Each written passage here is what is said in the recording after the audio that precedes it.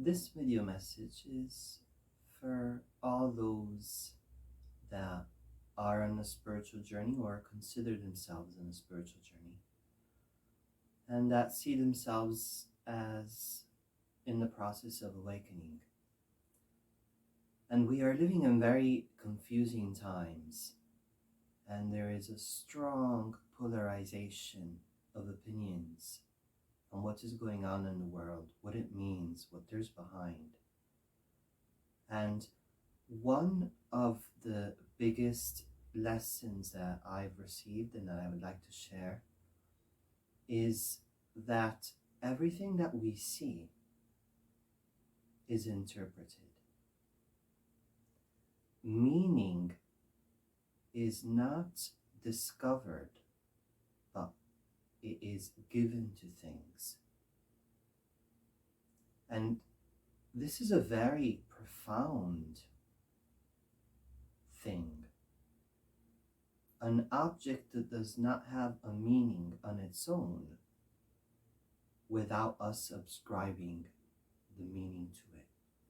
And although a glass might have been designed to hold a liquid for us to drink more comfortably, even though there is that intention and it's set there and that's what it's designed for, if you give a glass to somebody that does not know what a glass is for, they could use it in many other ways and see it in many other ways. Because although there's an intention perhaps behind everything that we see, we interpret. So when we get to conclusions about our understanding of what we see, we are absolutely limiting and crushing our creativity. So this is an invitation to everybody, especially to those who are awake. And when I say especially to those who are awake, because the awakening in a spiritual sense is the melting of fundamental beliefs, of the old ones and of the new ones and of the future ones. It is moving in a land of no beliefs.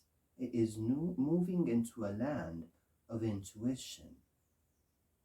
And so in this sense, when we look at the world around and we understand that we are the ones giving meaning to what we see, we can then start to decide consciously what is the key, what is the filter that I am going to use to give meaning to what is around me.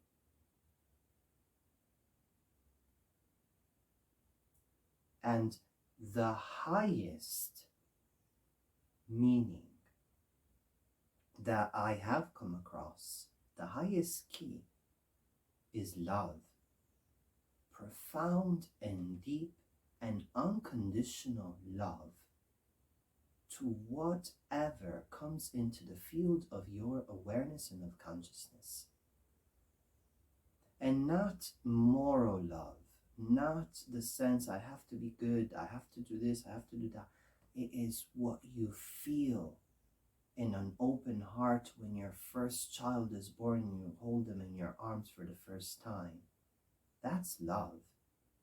That's why humans are given these experiences, to have some kind of reference, a light in the darkness. So when we are looking at the world around us, and we think we've come to a conclusion that we understand, remember that conclusion, whatever it may is blinding us.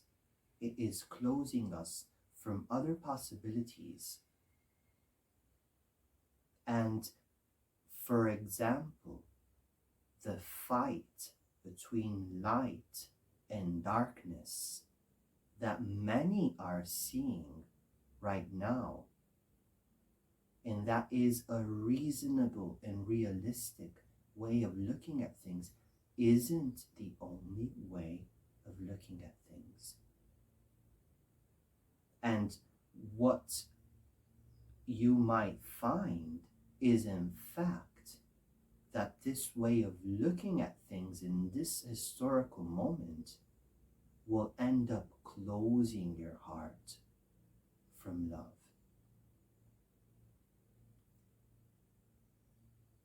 This isn't something that this video doesn't want to give any answers to anybody. It doesn't want to give anybody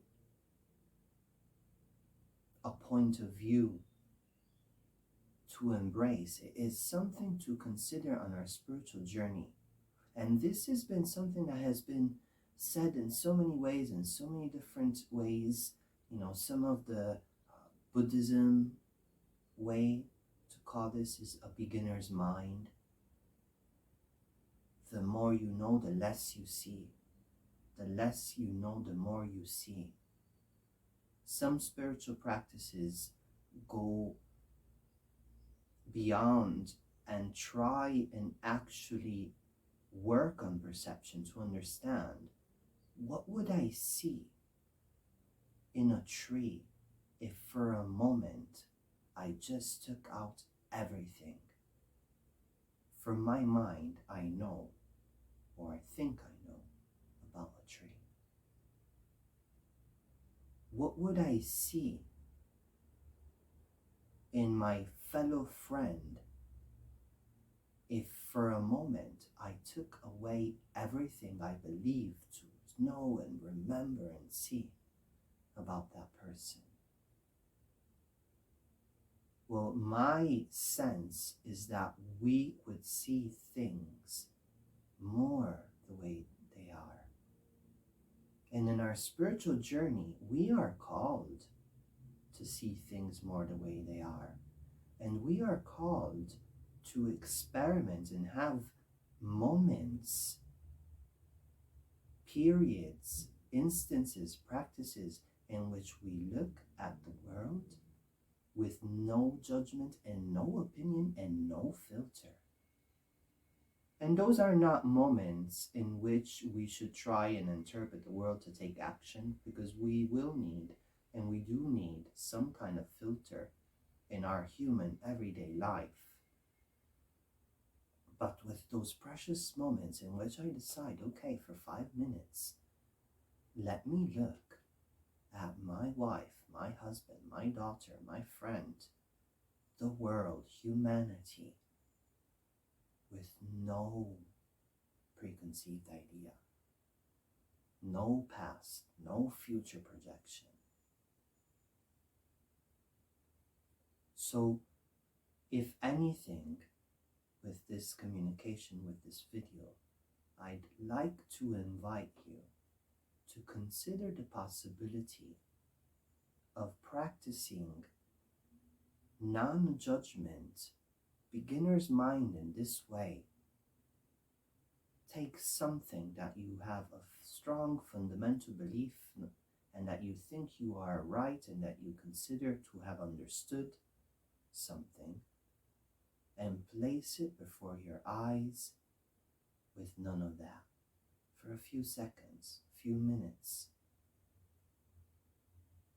And second, if it is true that meaning is not found in things, but we make it up, how can I look at something with the utmost love in my heart and respect? Love your enemy, said Jesus once, presumably. How powerful is that? How many of us can actually say, I've identified what my number one enemy in the world is, person, concept, storyline, and I love it. I feel love, and I am learning